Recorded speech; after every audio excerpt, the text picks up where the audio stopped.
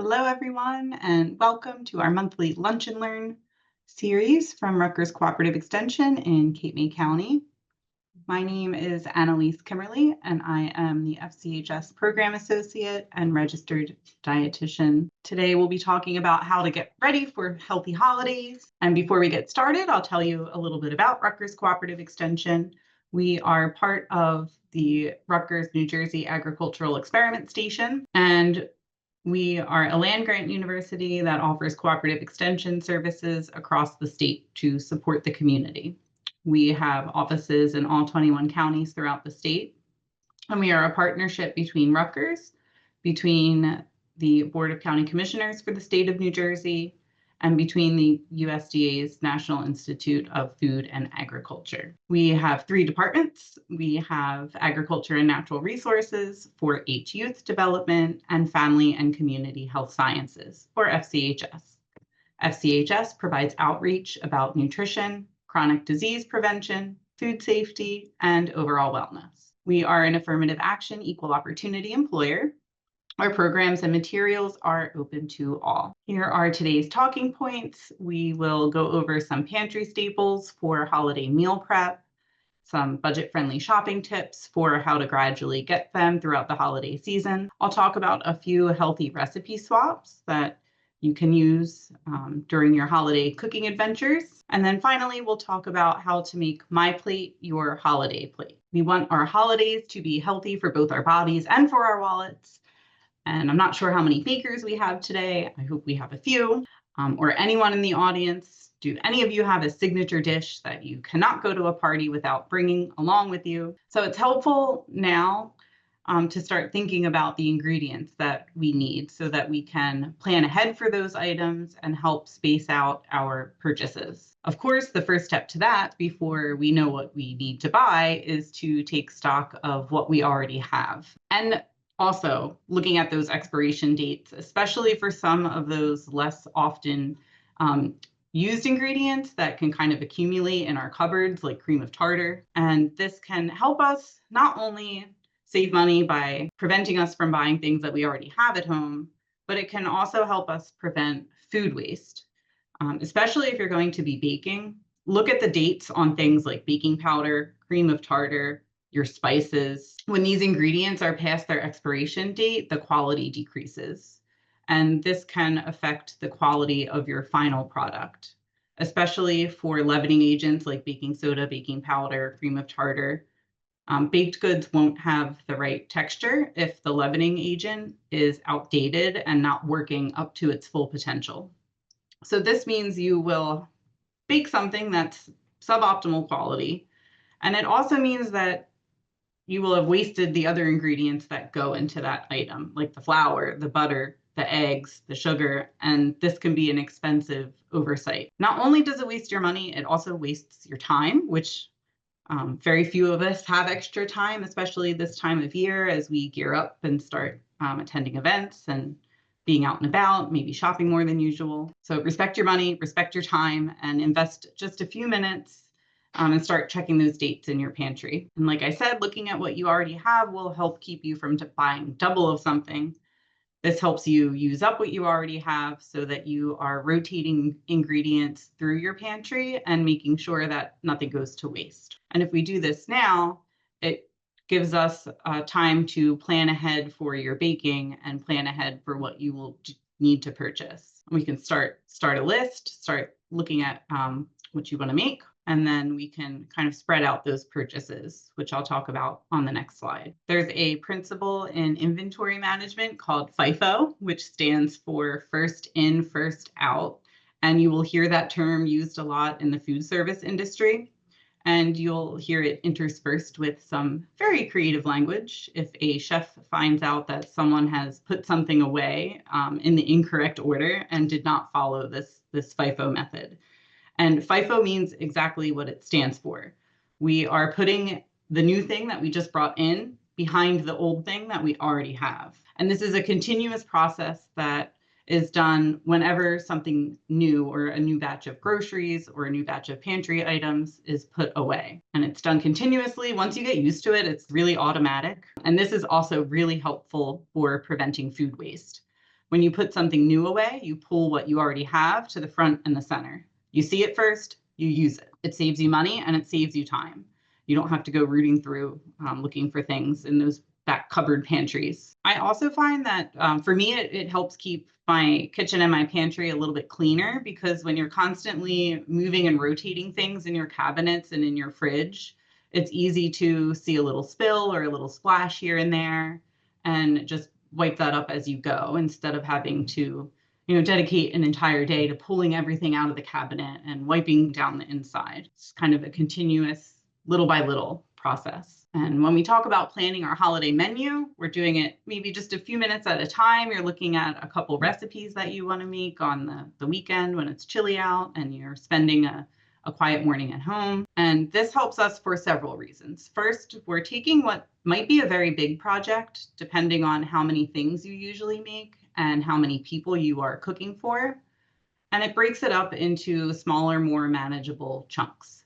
And this can make the whole holiday meal prepping process much less overwhelming, and also make it more enjoyable.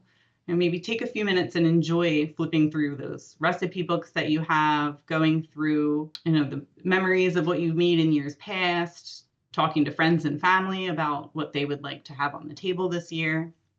It just makes it relaxing and enjoyable. The second advantage of doing this is that we can start making our shopping list well in advance.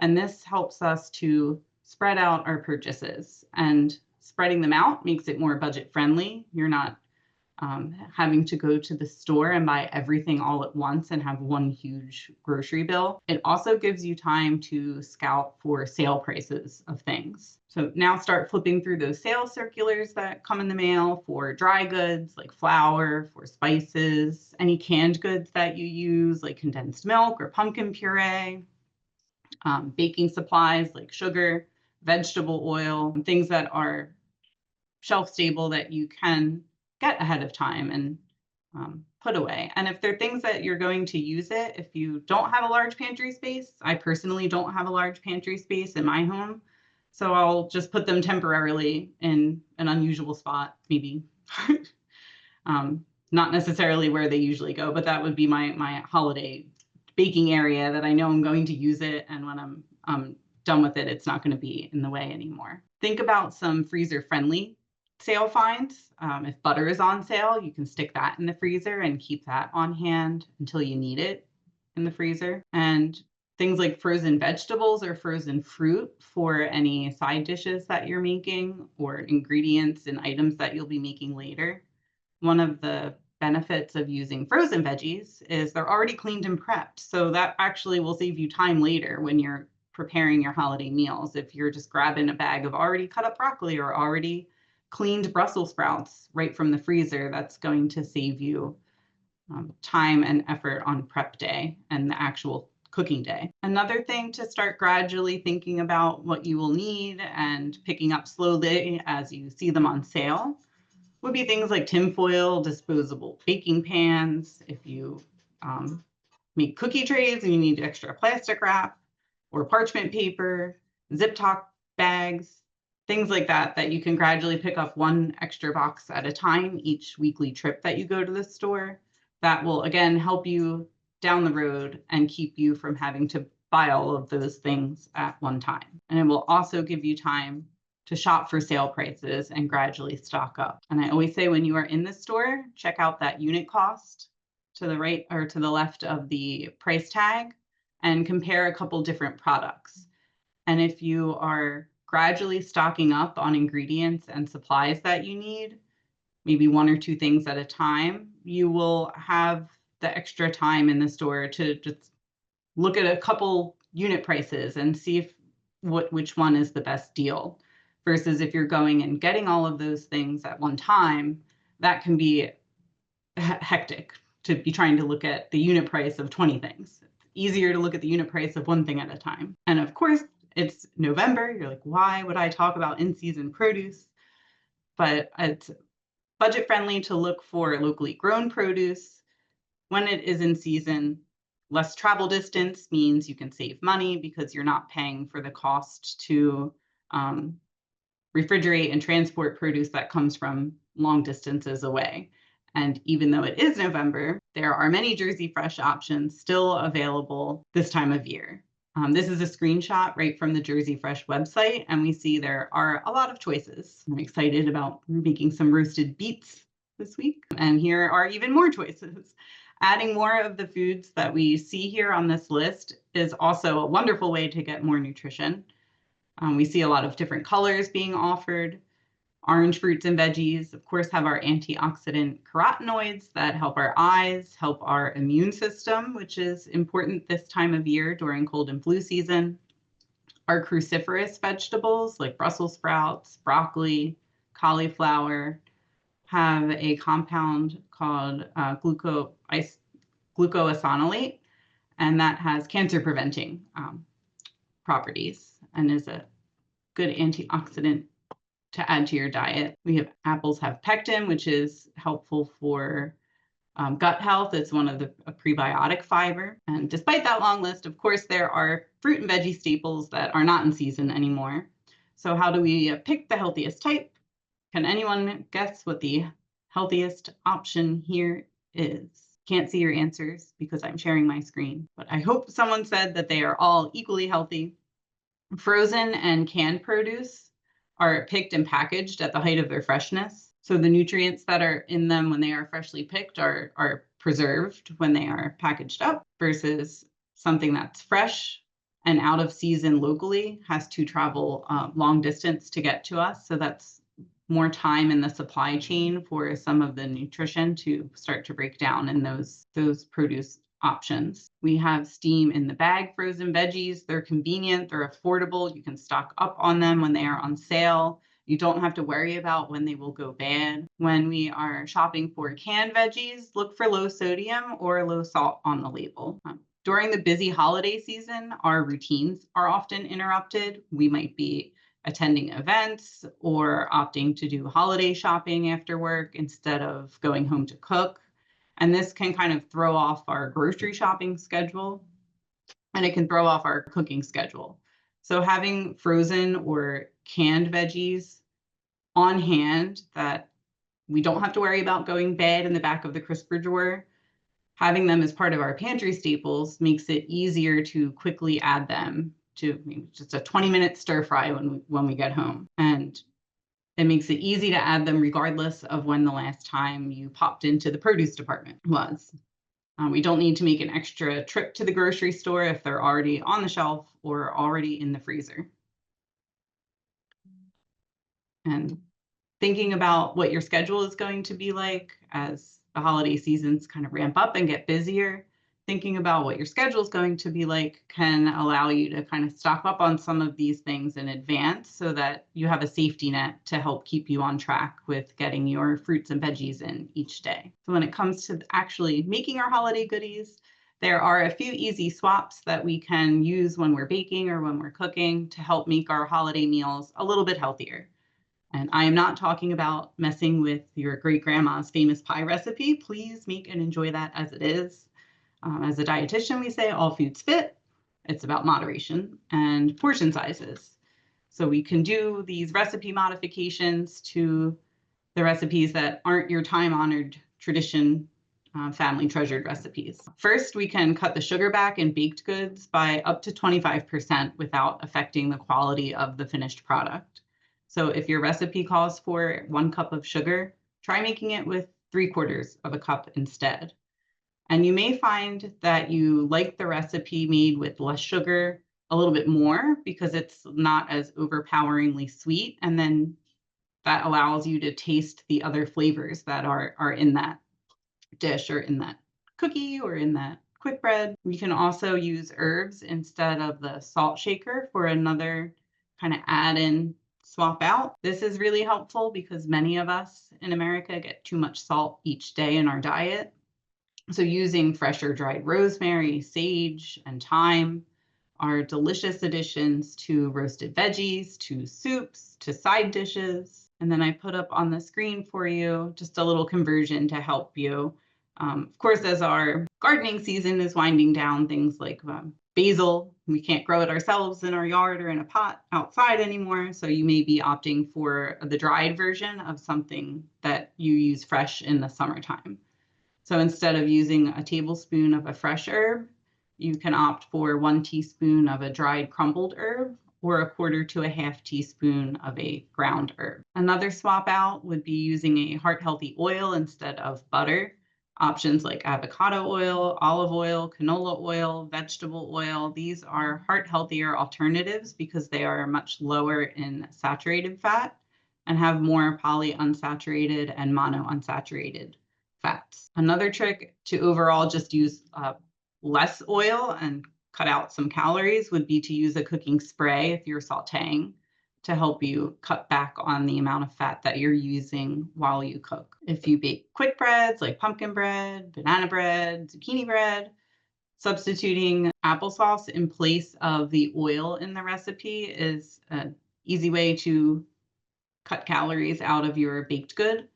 Most of the time, a 1-to-1 substitution works just fine. So if your recipe calls for a half a cup of oil, try using half a cup of applesauce. And swapping a half a cup of oil for a half cup of applesauce cuts over 900 calories out of every single loaf that you bake. So these swaps do add up over time. Another swap is to use fat-free Greek yogurt instead of sour cream if you're making any like dips for any appetizer trays or veggie trays. If you add some raw veggie options or some whole grain crackers for dipping if you're making charcuterie boards to add more nutrient dense, colorful vegetables to the holiday offerings. And if we swap just a quarter cup of Greek yogurt for if we use 1/4 cup of Greek yogurt instead of 1/4 cup of sour cream, we cut out 74 calories, we cut out 10 grams of fat, and we cut out over 6 grams of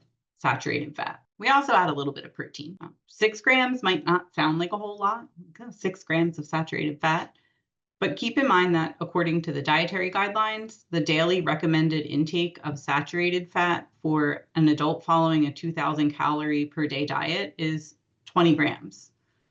So this simple swap saves you over 25% of that daily recommended intake. Another swap out is to use low sodium vegetable broth. Add that to mashed potatoes for flavor instead of cream and butter and salt. Adding fresh herbs like chives is another easy way to add some flavor to mashed potatoes. Rosemary is delicious in mashed potatoes. And opting for broth-based soups instead of cream-based soups is another swap to significantly cut your saturated fat intake as well as calories. And that's good if you are maybe going out to eat and getting soup as an appetizer, or if you're making a pot of soup for a night that you're not having a festivity or a party. And then for the day of, try to include vegetables and fruit as half of your holiday plate. There are so many delicious vegetable side dishes, from roasted Brussels sprouts. We have you can do a healthy mashed potato, sauteed spinach, roasted root vegetables, roasted broccoli and cauliflower blends. So stack up on those vegetable side dishes. If you're attending like a potluck type party, be the person who brings the vegetable. And then we also recommend not to skip meals the day of an event because it's hard to get enough protein, enough fiber, enough nutrition for the whole day if you're only having that one meal. It also means that you're more likely to be really hungry when you get to the party and then eat larger portions than you would normally. So following a consistent diet where you're still having breakfast in the morning, have a little lunch, go for that half plate fruit and vegetable, whole grains when you can, that will make your holiday overall more healthy and more nutritious. And I always like to point out to keep food safety in mind if you're out and about. Try to keep an eye on how long things are sitting out if you're at a gathering. The rule of thumb is hot food should not be out for more than 2 hours. Cold food should not be out for more than 2 hours. So our key takeaways for today: remember that all foods fit during the holidays. Make and enjoy those special family recipes. Teach them to little ones if you can. Enjoy time spent with friends, family, and loved ones. We're just going to add some veggies, swap out some ingredients in some of our recipes to make them more nutritious and save those calories for the meaningful family favorite traditions. We can start planning now. We can save ourselves a little time and money and spread out the food cost and spread out the supply cost and take advantage of sale prices. So with that, we will release the second poll and ask you what you thought about the topic. Thank you very much, everyone, for spending your lunch with us. And we will start back up with our monthly Lunch and Learn series in the new year, so stay tuned. I hope everyone has a healthy, happy holiday season. And with that, we will see you in the new year. Have a wonderful day, everyone. Thank you.